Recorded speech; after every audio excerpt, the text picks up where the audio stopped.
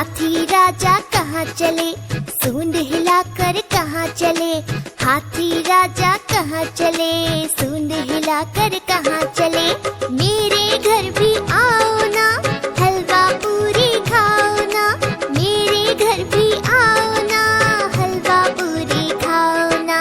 राजा बैठे कुर्सी पर, कुर्सी बोली चटर पटर, चटर पटर चटर पटर। राजा बैठे कुर्सी पर, कुर्सी बोली चटर पटर, चटर पटर चटर पटर, चटर पटर चटर पटर।